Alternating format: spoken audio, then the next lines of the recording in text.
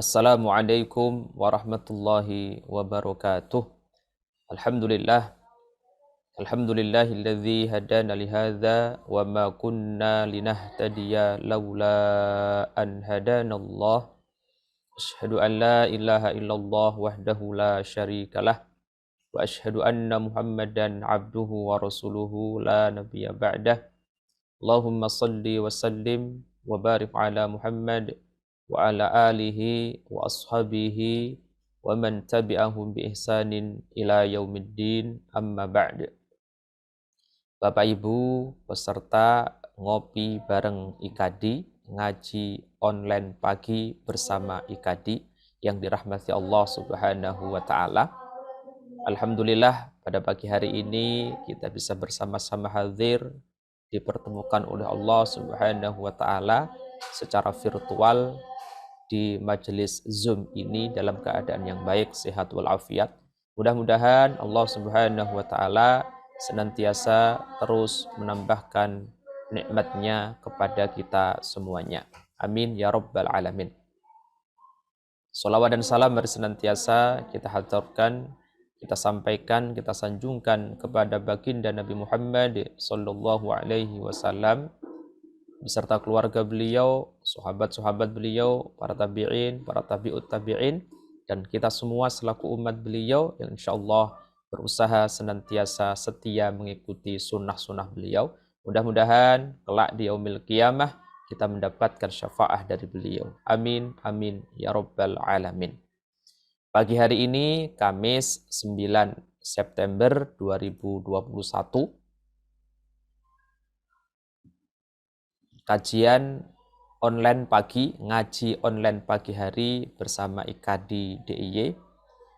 Pertemuan yang kedua, insya Allah akan membahas tema interpretasi hadis-hadis pandemi yang insya Allah akan disampaikan secara langsung oleh Al-Ustadz Ahmad Dahlan LCMA, Ustadz Ahmad Dahlan LCMA, selaku Wakil Ketua PW IKADI Daerah Istimewa Yogyakarta. Bapak Ibu yang dirahmati Allah Subhanahu wa taala, acara ini insya Allah akan diselenggarakan secara rutin setiap Kamis pagi mulai pukul 5.30 sampai dengan 6.30. Silahkan Bapak Ibu, saudara-saudara semuanya bisa mengikutinya secara rutin di Zoom meeting dengan link Zoom yang sama insya Allah. Dan insya Allah juga akan kita record di YouTube dan kita upload setiap Jumat malam pukul 19.30 waktu Indonesia bagian Barat. Silahkan Bapak Ibu yang ketinggalan bisa kembali menyimak di YouTube IKADI DIY. Baik Bapak Ibu yang dirahmati Allah Subhanahu wa taala, langsung saja acara kita pada pagi hari ini insya Allah akan kita mulai. Kami sampaikan, kami aturkan kepada Ustadz Ahmad Dahlan LCMA untuk memulai kajian pada pagi hari ini. Silahkan Ustadz. Terima kasih. Bismillahirrahmanirrahim. Assalamualaikum warahmatullahi wabarakatuh. Innal hamdalillah nahmaduhu wa nasta'inuhu wa nastaghfiruh wa na'udzu billahi min shururi anfusina wa sayyiati a'malina may yahdihillahu fala mudilla lahu wa may yudlilhu fala hadiyalah. Asyhadu an la ilaha illallah wahdahu la syarika lah wa asyhadu anna nabiyyana Muhammadan abduhu wa rasuluhu la nabiyya ba'da. Amma ba'd. Alhamdulillah kita panjatkan puji dan syukur kehadirat Allah Subhanahu wa taala atas karunia dan nikmat-nikmatnya sehingga kita bisa melaksanakan kegiatan kajian online ini, ngaji bareng IKADI, ngopi bareng IKADI ya, ngaji online pagi bareng dengan IKADI DIY. Insyaallah ini adalah pertemuan kedua dan semoga kita bisa istiqomah untuk melaksanakan kegiatan ini untuk seterusnya. Insyaallah tema yang akan kita bahas pada hari ini adalah mengenai hadis-hadis pandemi. Kita mengetahui bersama bahwa pandemi ini masih belum diketahui kapan akan berakhir dan masih banyak masyarakat yang terdampak dengan pandemi ini. Dan tentunya dalam menyikapi pandemi ini orang berbeda-beda. Kita ingin ketika menyikapi pandemi yang sedang terjadi ini, kita menyikapinya dengan tuntunan dari Rasulullah Shallallahu Alaihi Wasallam melalui sunnah-sunnah beliau. Karena kita meyakini bahwa Rasulullah Sallallahu Alaihi Wasallam telah meninggalkan seperangkat instrumen untuk kita bisa memahami dan kemudian berinteraksi dengan baik sesuai dengan yang diinginkan Allah dan Rasulnya dalam setiap momen, dalam setiap situasi, dalam setiap peristiwa yang kita hadapi dalam kehidupan kita. Oleh karena itu, barangkali hal yang pertama yang harus selalu kita tanamkan dan kita ingatkan kembali adalah bahwa pandemi ini terjadi atas kehendak Allah Subhanahu wa taala. Entah apapun sebabnya secara akademis, secara ilmiah ya. Apa yang menyebabkan virus ini, kenapa bisa muncul, apakah karena rekayasa manusia ataukah sebab-sebab yang lain? Tapi yang jelas bahwa Allah Subhanahu wa taala berkehendak supaya ini terjadi. Karena kalau tidak ada kehendak Allah, maka apapun tidak akan mungkin terjadi di atas dunia ini. Allah berfirman, wa ma asabakum min musibatin fil ardi wala fi anfusikum illa fi kitabim min qabli an nabra'aha. Apapun yang menimpa kalian di bumi dan juga dalam diri kalian, semuanya sudah tertulis dalam kitab sebelum kami menciptakan alam semesta ini, kata Allah Subhanahu wa taala. Oleh karena itu, dengan sikap ini, dengan sikap memahami bahwa ini adalah kehendak Allah, maka kita pun berusaha untuk mengembalikan atau mencari solusi dan berinteraksi dengan pandemi ini dengan melalui panduan dari Allah SWT, dalam hal ini melalui sunnah-sunnah Rasulullah SAW. Dan ini adalah bukan pandemi yang pertama tentunya dalam sejarah kehidupan manusia. Sudah ada pandemi-pandemi sebelumnya yang sangat besar juga, yang memakan ribuan bahkan jutaan manusia yang meninggal. Di era modern saja kita mengenal beberapa peristiwa pandemi yang cukup parah, misalnya flu Spanyol tahun 1918 yang diperkirakan yang terjangkit sekitar 500 juta, atau waktu itu adalah sepertiga populasi manusia terjangkit virus ini, dan kematiannya mencapai 50 juta kasus kematian, dan bahkan bisa lebih karena tentunya waktu itu barangkali hitungannya tidak akurat. Sebelumnya, beberapa tahun sebelumnya juga pernah terjadi flu babi tahun 2009-2010 yang disebabkan oleh virus H1N1 H1N1 yang menyebabkan 18.500 kematian sesuai dengan data yang dikumpulkan, walaupun sebagian memperkirakan bahwa yang kematian sesungguhnya bisa lebih dari 150.000 sebenarnya, karena barangkali datanya tidak akurat. Juga ada pandemi SARS dan MERS yang walaupun itu tidak terlalu besar ya efeknya, tapi juga sempat menyebabkan ribuan orang meninggal.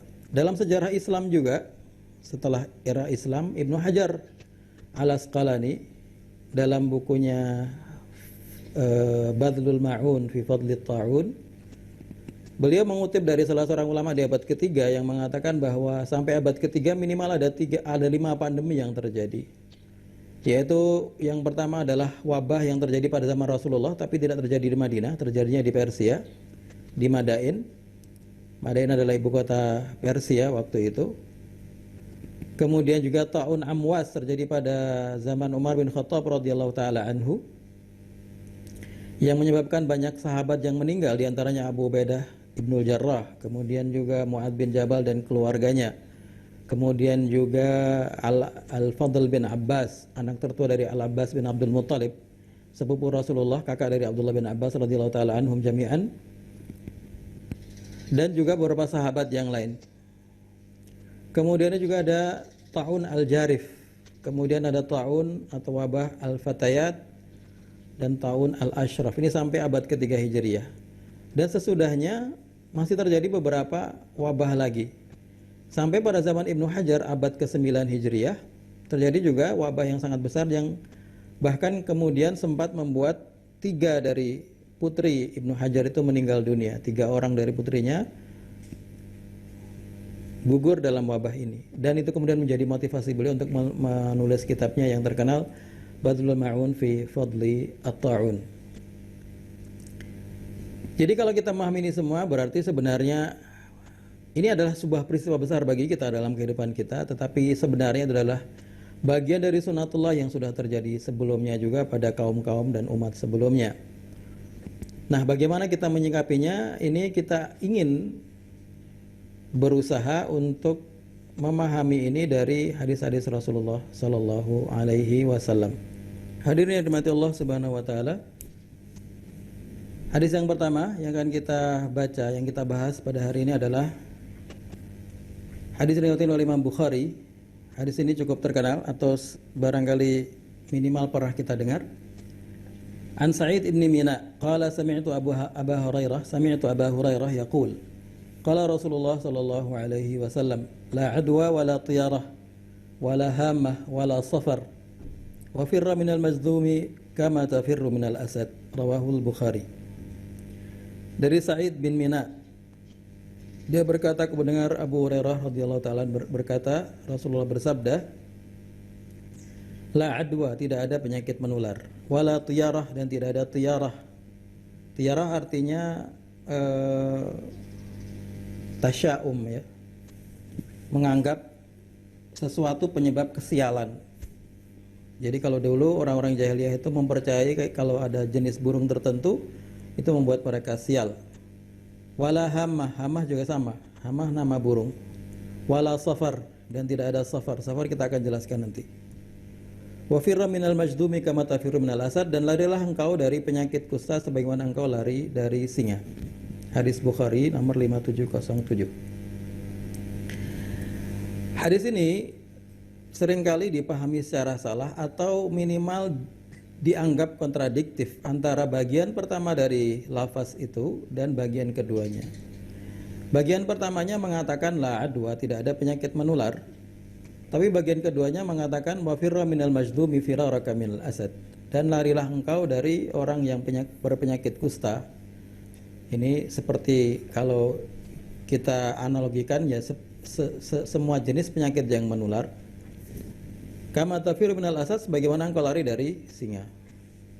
Jadi seakan-akan bagian pertamanya mengatakan tidak ada penyakit menular, tapi bagian keduanya menyuruh kita untuk lari dari penyakit menular.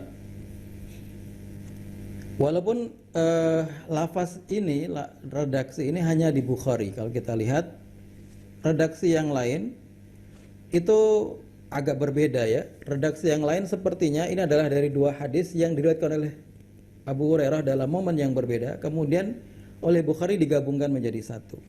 Karena kalau kita lihat dalam lafaz yang lain, bagian kedua dari hadis itu bukan wafira minal majdum. Wafira minal majdum itu adalah hadis yang lain diriwayatkan oleh Abu Hurairah juga. Tapi barangkali ini digabungkan oleh Imam Bukhari, dan itu juga tidak apa-apa karena itu memang benar-benar dari Abu Hurairah dan benar-benar dari Rasulullah Sallallahu Alaihi Wasallam. Yang pertama kita akan menjelaskan beberapa makna kalimat dulu, karena ini ada beberapa kata yang mungkin terasa asing. Yang pertama di tiarah. Tiarah tadi sudah jelaskan, yaitu anggapan sial, kesialan, dengan beranggapan burung tertentu atau ketika melihat burung. Penjelasannya banyak, ya, tafsirnya banyak, yaitu bahwa orang jahiliyah dulu itu ketika ingin melakukan sesuatu, cara untuk mengetahui bahwa dia akan berhasil atau tidak berhasil adalah dengan menerbangkan burung. Kalau burungnya lari ke arah sana, berarti akan berhasil, kalau ke sana akan sial, dan seterusnya. Itu tiarah. Intinya adalah khurafat mengenai kesialan yang akan didapatkan dengan melihat benda-benda tertentu.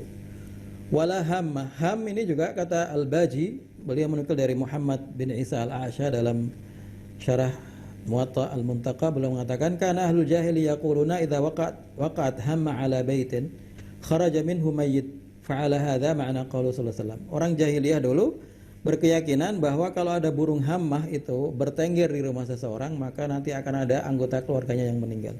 Ini mirip dengan kepercayaan sebagian masyarakat kita kalau mendengar suara burung gagak atau burung-burung tertentu mengatakan oh nanti ada kematian, atau kalau ada burung tertentu mengatakan oh nanti ada tamu, dan seterusnya. Ini sama, ya, hampir sama, khurafat. Rasulullah mengatakan la adwa wala tiyarah wala hammah. Tidak ada, semua ini tidak ada dalam Islam. Maksudnya adalah kepercayaan seperti itu tidak benar dalam Islam. Wala safar. Ini yang safar terjadi perbedaan mengenai kata safar. Qala Nawawi mengatakan fi ta'wilan ahaduhuma al-murad ta'khiruhum tahrim al-muharram ila safar. Pendapat pertama menurut Nawawi, wala safar artinya adalah safar ini maknanya adalah bahwa orang jahiliyah dulu mengakhirkan Muharram, bulan Muharram itu menjadi safar. Kenapa demikian? Karena di kalangan masyarakat jahiliyah ini merupakan syariat umat terdahulu atau nabi terdahulu, bahwa 3 bulan berturut-turut itu disebut sebagai bulan haram. Dzulqa'dah, Dzulhijjah dan Muharram. Tiga-tiganya adalah bulan haram. Dalam bulan haram mereka tidak boleh saling berperang. Nah, mereka karena kelamaan kalau nunggu untuk berperang sampai 3 bulan istirahatnya, maka kemudian Muharramnya diundur ke safar. Safarnya diajukan. Jadi setelah Dzulqa'dah langsung safar baru Muharram. Supaya bisa berperang maksudnya.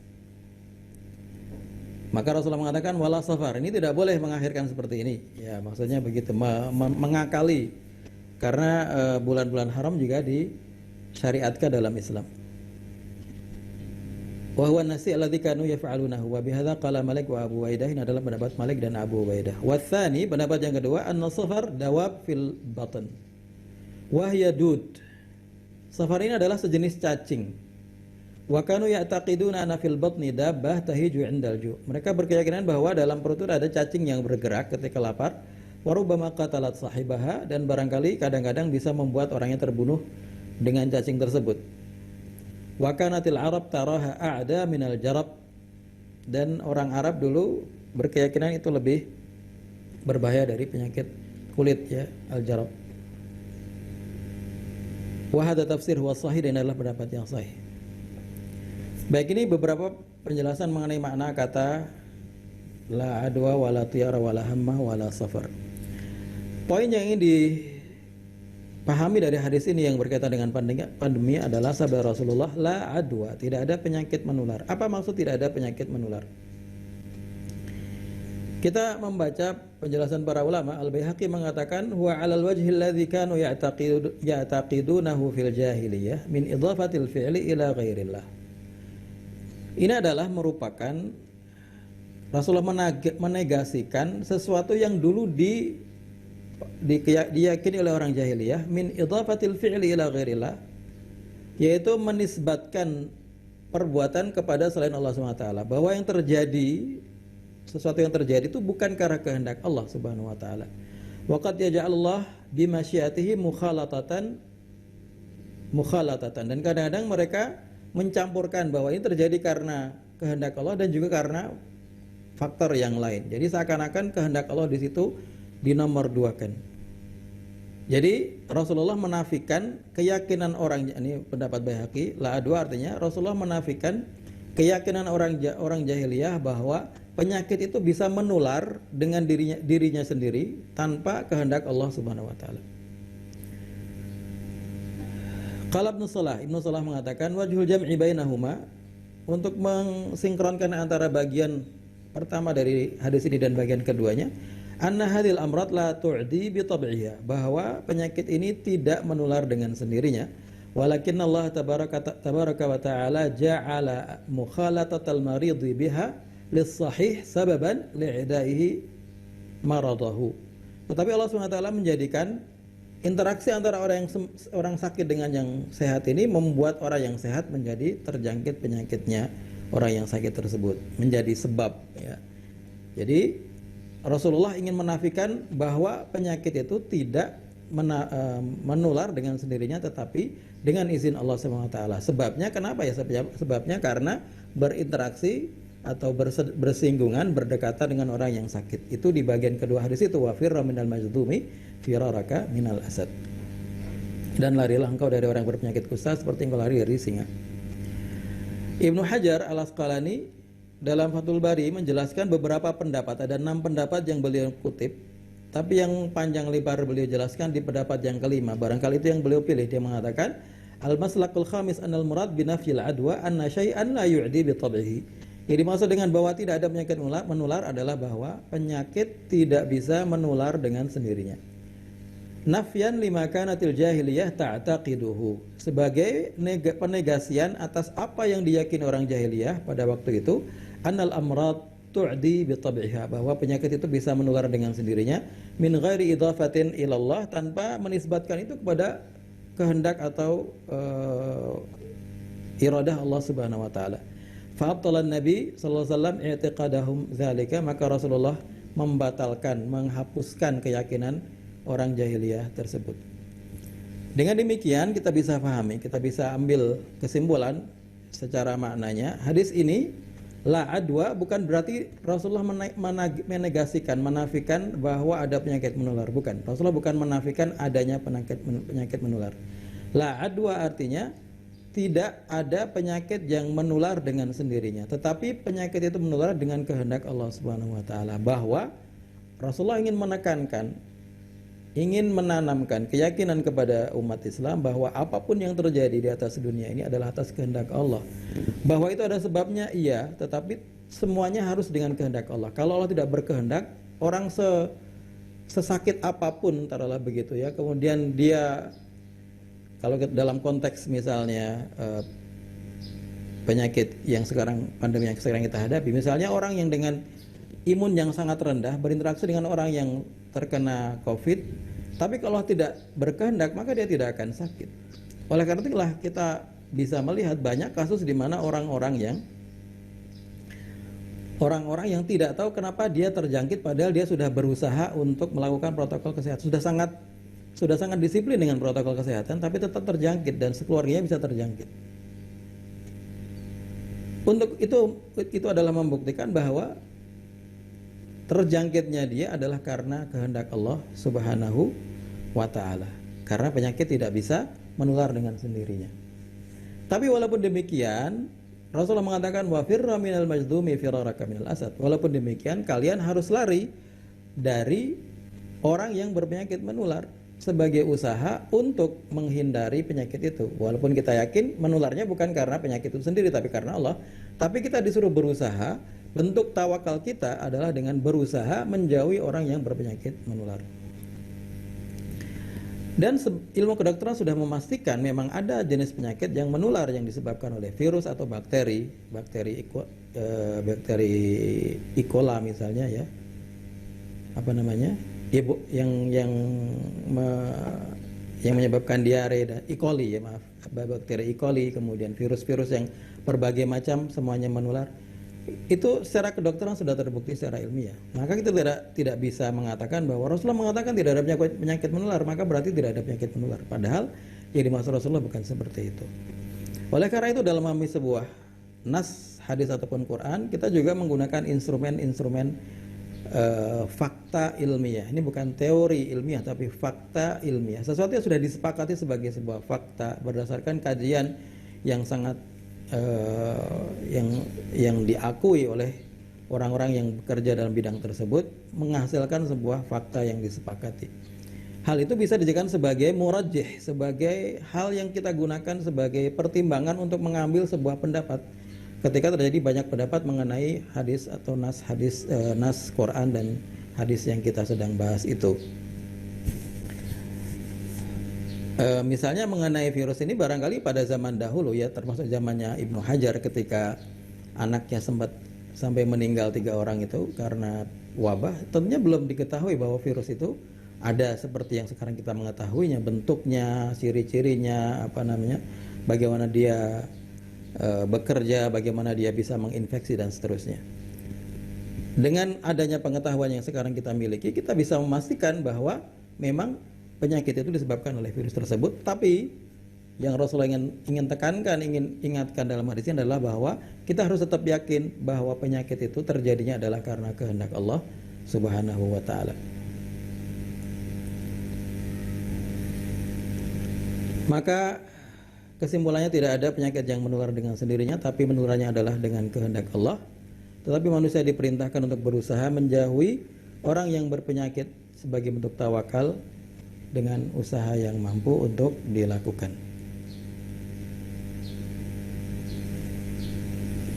Dan bagian kedua dari hadis ini, yaitu perintah untuk menghindari penyakit menular, juga dikuatkan dalam hadis yang lain.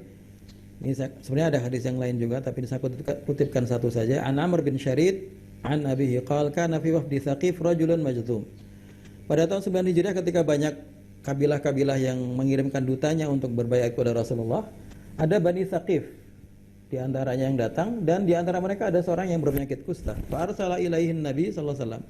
Ketika akan berbaiat, Rasulullah tidak menemui mereka tapi mengirimkan utusan mengatakan inna qad bay'anaka farji.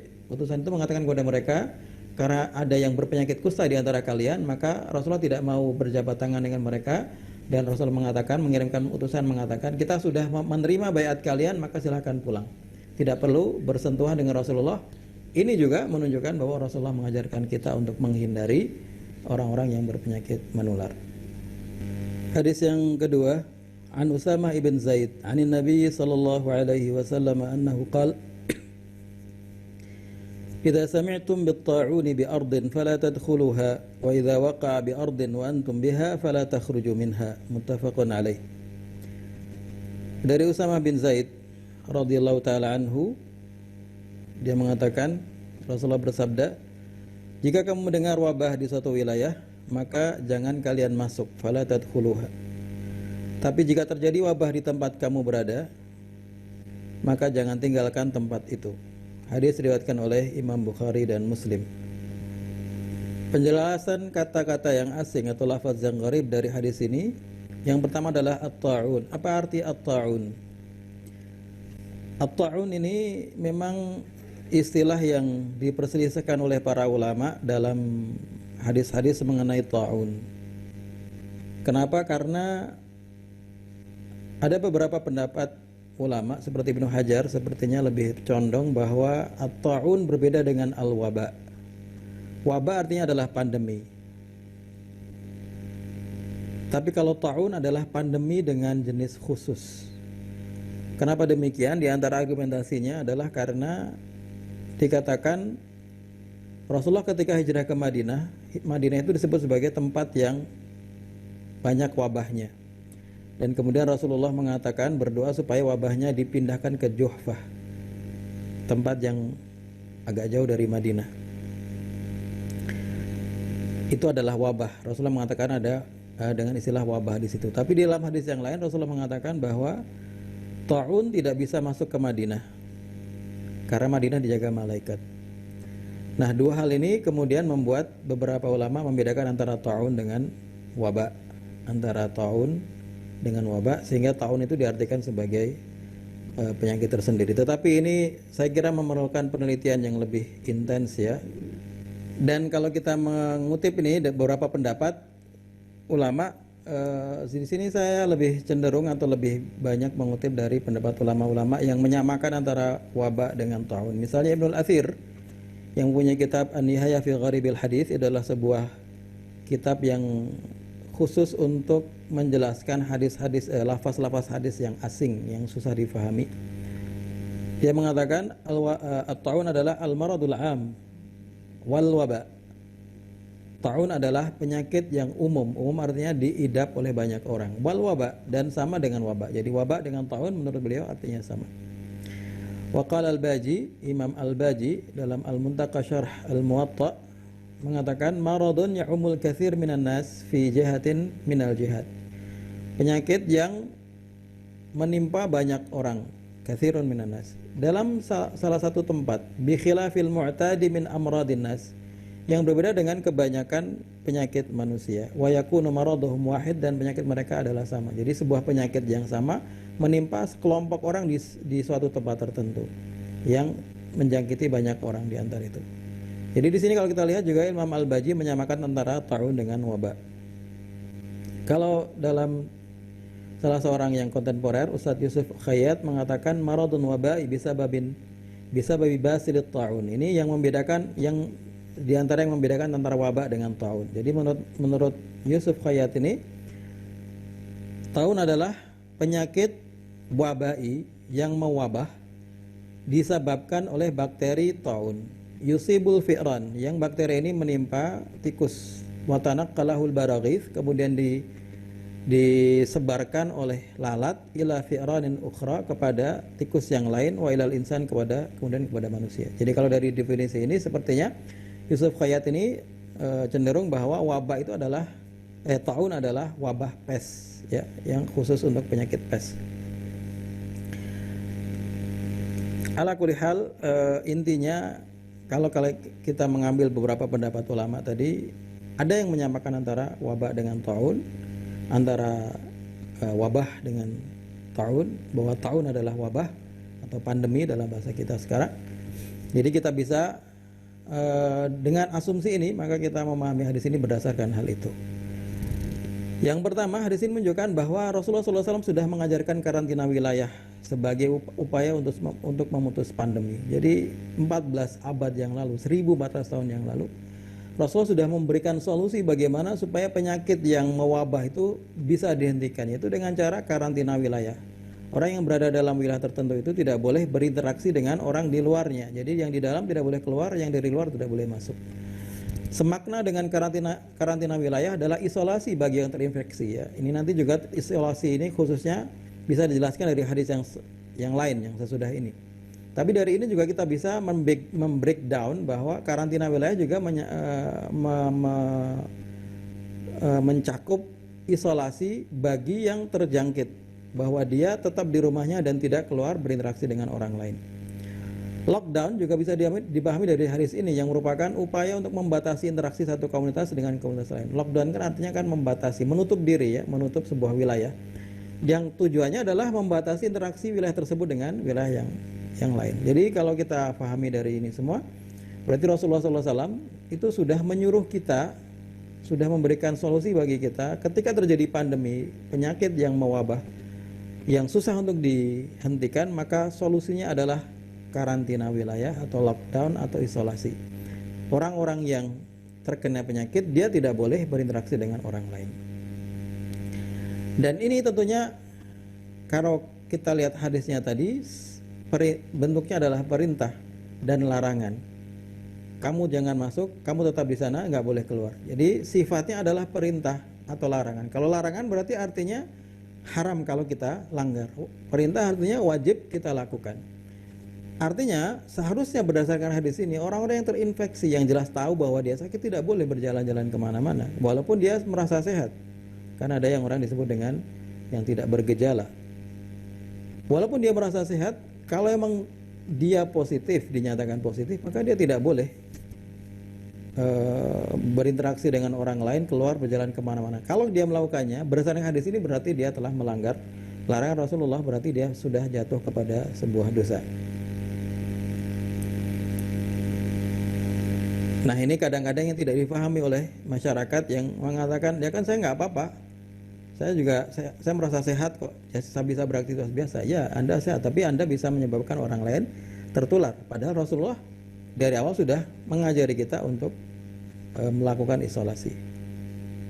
Baik, hadis ini saya kira sudah jelas ya.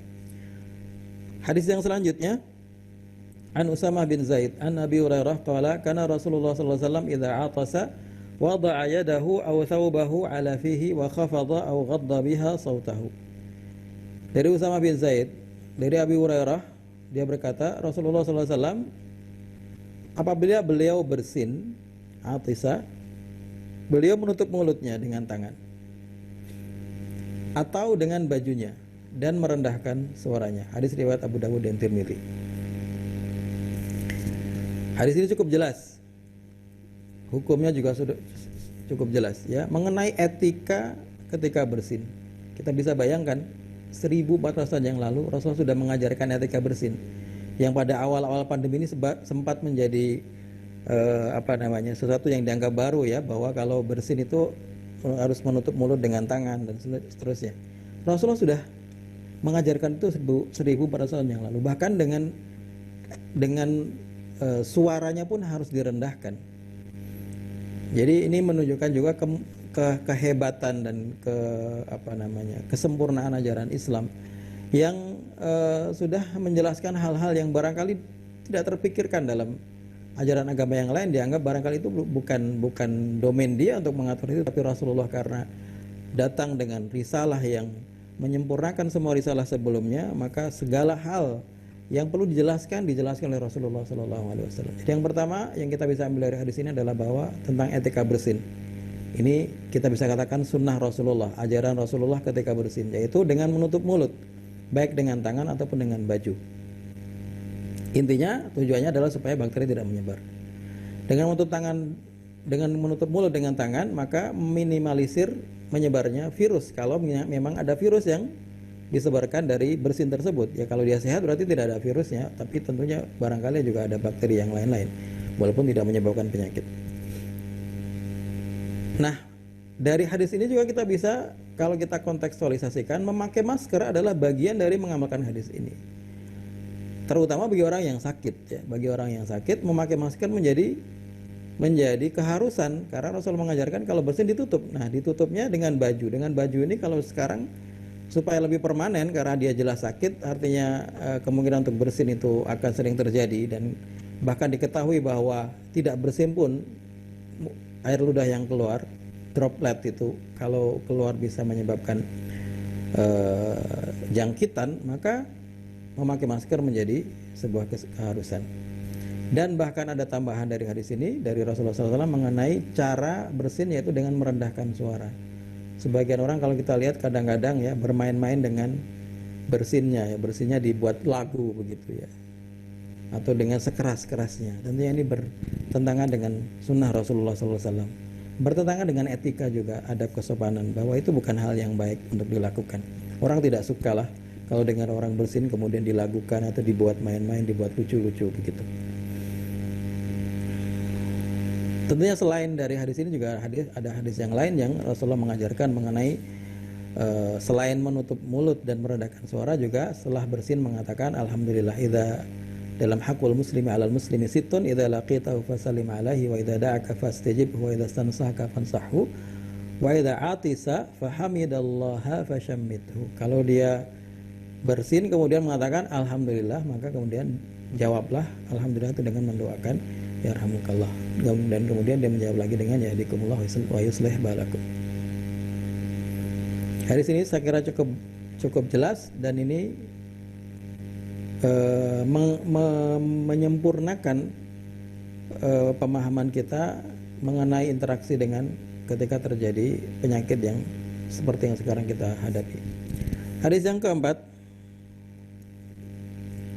An Aisyah radhiyallahu taala anha zaujin Nabi sallallahu alaihi wasallam qalat sa'altu Rasulullah sallallahu alaihi wasallam 'anit ta'ud fa akhbarani annahu 'adzabun yab'athuhu Allah 'ala man yasha wa anna Allah ja'alahu rahmatan lil mu'minin laysa min ahadin yaqa'u at-ta'un fayamkuthu fi baladihi sabiran muhtasiban ya'lamu annahu la yusibuhu illa ma kataba Allah lahu illa kana lahu mithlu ajri syahid. Rawahul Bukhari. Dari Aisyah radhiyallahu taala anhu, istri Rasulullah sallallahu alaihi wasallam, dia berkata, aku bertanya kepada Rasulullah sallallahu alaihi wasallam mengenai taun. Kemudian beliau menjawab mengatakan, taun adalah azab yang dikirim Allah Subhanahu wa taala bagi orang yang dikehendakinya. Dan Allah telah menetapkannya sebagai rahmat bagi orang yang beriman. Bagi orang yang dikehendaki, maksudnya orang-orang yang bukan beriman, berarti karena di bagian kedua yang mengatakan yang beriman, berarti yang tidak beriman adalah azab. Tidaklah sesiapapun yang begitu wabah taun menjangkitinya kemudian dia berada di negerinya sabiran muhtasiban, dengan sabar dan mengharapkan pahala dari Allah SWT, dan dia memahami, meyakini bahwa tidak ada sesuatu pun yang menimpa dirinya kecuali atas kehendak Allah, melainkan dia akan mendapatkan pahala syahid. Hadis riwayat Bukhari 3474. Ada beberapa hal yang kita bisa pahami dari hadis ini. Yang pertama, hadis ini menguatkan perintah karantina wilayah dalam hadis sebelumnya, karena di situ dikatakan fayamkuthu fi baladihi sabiran muhtasiban, tetap berada di wilayahnya dengan sabar, tidak keluar, tidak jalan kemana-mana, tidak beraktivitas kemana-mana menyebarkan penyakitnya, tapi tetap sabar di dalam tempat itu dengan mengharap pahala dari Allah SWT.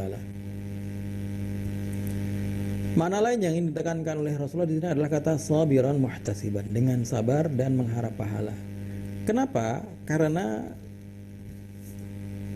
mendapatkan penyakit dalam sebuah wabah, itu tertimpa penyakit dalam sebuah wabah, adalah bagian dari musibah. Dan dalam hadis yang lain, banyak hadis yang lain, bukan cuma satu, beberapa hadis Rasulullah menjelaskan bahwa musibah apapun yang menimpa seorang mukmin, bahkan hanya berupa kesedihan, bahkan hanya berupa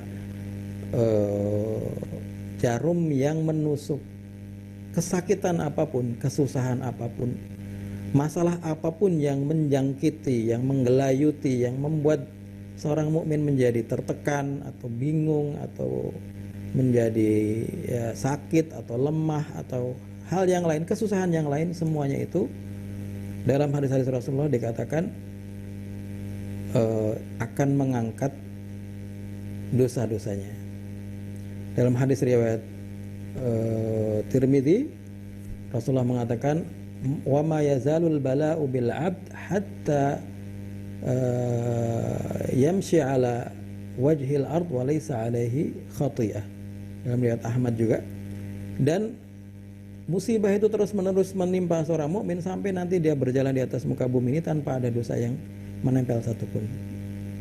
Jadi Rasulullah ingin menekankan konteks sabarnya ini. Karena dengan kesabaran itulah yang membuat musibah yang dialami berubah menjadi rahmat. Sebagaimana ditekankan Rasulullah mengatakan di sini, rahmatan lil mu'minin. Dia menjadi rahmat kalau musibah itu disikapi dengan cara yang benar, yaitu dengan cara sabiran muhtasiban, bersabar dan mengharapkan pahala Allah SWT, dan meyakini bahwa ini adalah ketentuan Allah. Apapun yang menimpa dirinya adalah ketentuan Allah SWT, dan ketentuan Allah itu adalah hal yang paling baik untuk kita. Allah tahu karena kita orang beriman, Allah sayang dengan kita insya Allah. Maka Allah pilihkan hal-hal yang baik untuk kita dalam rangka supaya nanti ketika bertemu dengan Allah. Dalam riwayat yang lain, di dalam hadis yang tadi saya sebutkan juga ada lafaz yang menyebutnya hatta yalqallaha wa laisa alaihi khatiyah, sehingga dia nanti bertemu dengan Allah dalam kondisi dia tidak punya dosa apapun. Bertemu dengan Allah, Rasulullah menggunakan ungkapan yalqallah, sehingga ketika dia bertemu dengan Allah itu sudah bersih semuanya. Kalau hadis yang lain tadi, sehingga dia berjalan di atas muka bumi tanpa ada dosa. Yang ini ketika bertemu dengan Allah dia sudah bersih semua, tidak ada dosa lagi. Karena apa? Karena musibah-musibah yang terus menimpanya itu terus menghapuskan dosa-dosa yang dilakukannya. Bahkan dalam hadis ini Rasulullah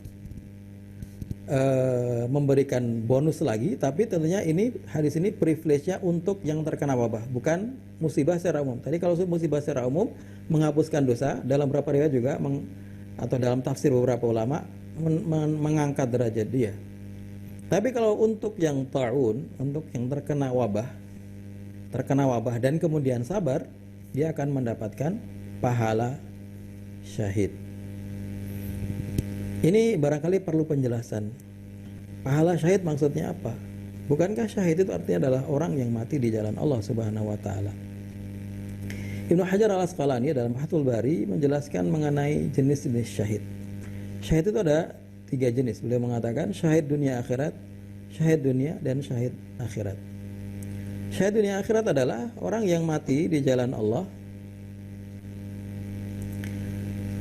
berperang di jalan Allah, membela agama Allah, tidak harus berperang ya, membela agama Allah, kemudian tergugur dalam upayanya membela agama Allah tersebut. Itu disebut dengan syahid dunia akhirat. Kenapa? Karena di dunianya dia kalau dalam bahasa Jawanya dipulosoro, diurusnya sebagai seorang yang meninggal dengan satu syahid, yaitu bahwa dia tidak dimandikan, tidak dikafani kecuali dengan baju yang dipakainya saja, dengan darah-darahnya yang ada di situ. Itu di dunianya. Di akhirnya kemudian dia punya privilege dari mulai di barzakhnya, di alam barzakh dia sudah mendapatkan privilege untuk tidak ditanya oleh malaikat mungkar nakir, terbebas dari fitnah kubur. Kalau terbebas dari fitnah kubur pasti terbebas dari azab kubur. Kemudian dalam hadis yang lain juga, orang yang mati syahid itu ketika di alam barzakh dia sudah masuk di tembolok burung-burung yang bertengger di surga. Jadi dia belum masuk surga, tapi dia masuk dalam burung yang burung itu mainnya di surga. Nanti kalau di akhirat ketika sudah hisab terjadi, dia akan masuk surga tanpa hisab, tidak melalui proses hisab, langsung masuk surga, dan juga mendapatkan keistimewaan untuk memberikan syafaat 70 orang anggota keluarga yang dia inginkan. Dia mendapatkan izin dari Allah SWT untuk memilih siapa anggota keluarganya yang ingin disyafaati. Disyafaati artinya dihapuskan dosanya sehingga dikeluarkan dari neraka, atau mungkin dikurangi dosanya sehingga nanti azabnya dikurangi, atau ketika dia sudah di surga dinaikkan derajatnya, surganya lebih tinggi daripada yang seharusnya. Ini privilege yang syahid dunia dan akhirat. Ada yang disebut dengan syahid dunia saja, yaitu orang yang ketika di dunia dia terlihat sebagai orang yang syahid karena dia berperang di jalan Allah. Orang melihatnya begitu, tetapi sebenarnya dia niatnya bukan karena Allah SWT, tapi punya niat yang lain. Barangkali dia pengen supaya mendapatkan harta rampasan perang, barangkali dia pengen supaya dianggap sebagai orang yang berani, barangkali dia ingin membuktikan sesuatu kepada orang tuanya, kepada kekasihnya, kepada siapa yang dia inginkan, bukan karena Allah SWT. Di dunia ketika dia mati dianggap sebagai syahid, dia tidak dikafani, tidak dimandikan, tapi di akhirat tidak mendapatkan privilege sebagai syahid, tapi malah mendapatkan siksa karena dia berperangnya, berjuangnya bukan karena Allah Subhanahu wa taala, dan matinya bukan karena Allah Subhanahu wa taala. Dan yang ketiga adalah syahid akhirat. Syahid akhirat ini yang disebutkan oleh Ibnu Hajar, yaitu semua jenis syahid yang dijelaskan Rasulullah SAW dalam hadis-hadis yang lain yang kalau dihitung oleh Ibnu Hajar banyak sekali lafaznya, yang saya agak lupa berapa beliau sampai menyimpulkan ada berapa jenis begitu orang yang dianggap syahid, yaitu orang yang meninggal karena perut, karena sakit dalam perutnya, orang yang meninggal karena tenggelam, orang yang meninggal karena terbakar, orang yang meninggal karena kejatuhan benda, reruntuhan, longsor misalnya, orang yang meninggal karena membela hartanya, seorang ibu yang meninggal ketika melahirkan anaknya, dan lain-lain, banyak sekali. Ini semua di dunia dianggap sebagai orang yang mati biasa, dikafani, disolati, dimandikan, semuanya dengan proses yang lengkap seperti orang yang mati dalam kondisi biasa. Tapi di akhirat, kata Ibnu Hajar, ini akan mendapatkan beberapa privilege orang yang syahid, walaupun mungkin tidak akan sama persis dengan orang yang mati di jalan Allah, tapi dia mempunyai keutamaan mati syahid di akhirat. Jadi hadis ini menguatkan mengenai perintah untuk karantina, dan bahkan Rasulullah menambahkan makna lain, yaitu bahwa dengan dia bersabar dengan musibah itu, dia akan mendapatkan pahala syahid walaupun belum meninggal, sesuai dengan hadis ini.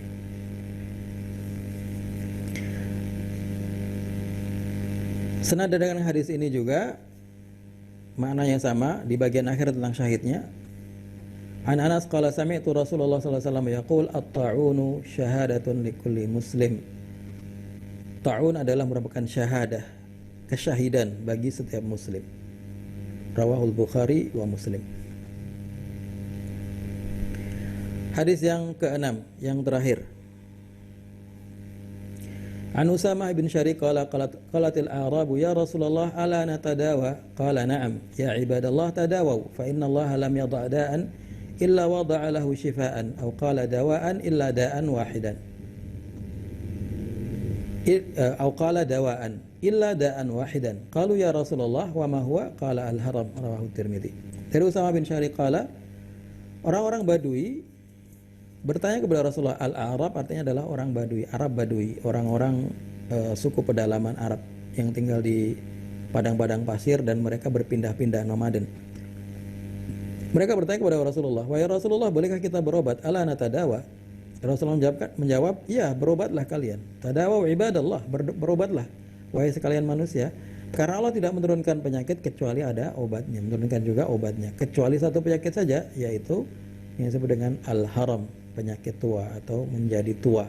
Karena menjadi tua tidak ada obatnya. Semua orang akan menjadi tua selama apapun hidupnya, atau selama apapun, sepanjang apapun umur yang dimilikinya. Hadis riwayat Tirmidzi.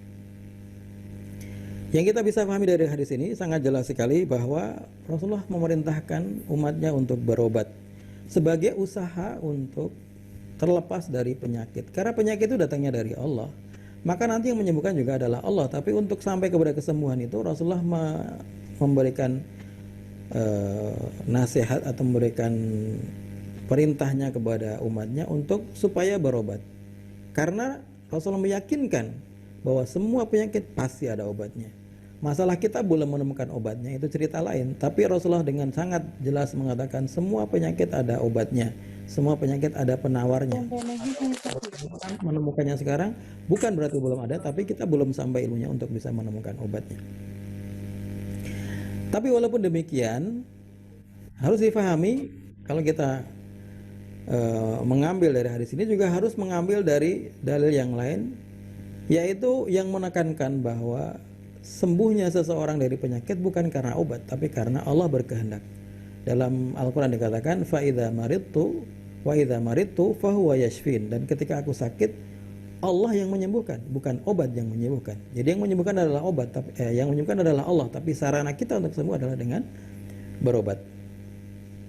Ini dalam kondisi normalnya seperti itu. Walaupun demikian, kita akan menemukan dalam hadis yang lain, Rasulullah membolehkan seorang perempuan, seorang perempuan yang berwarna hitam bekas budak, yang datang kepada Rasulullah mengadu, ini usra wa ini atakasyaf. Ya Rasulullah, saya itu kadang-kadang saya mempunyai penyakit usra, yaitu tidak sadar diri, tidak seperti orang tafsirnya banyak, ada yang mengatakan epilepsi, atau orang yang kemasukan jin, atau orang yang kadang seperti orang gila. Intinya dalam kondisi tidak sadar. Wa ini atakasyaf, dan ketika tidak sadar saya terbuka aurat saya. Maka kemudian dia meminta kepada Rasulullah untuk didoakan supaya sembuh. Rasulullah kemudian ternyata tidak mengatakan, udah oke, saya doakan kamu sembuh.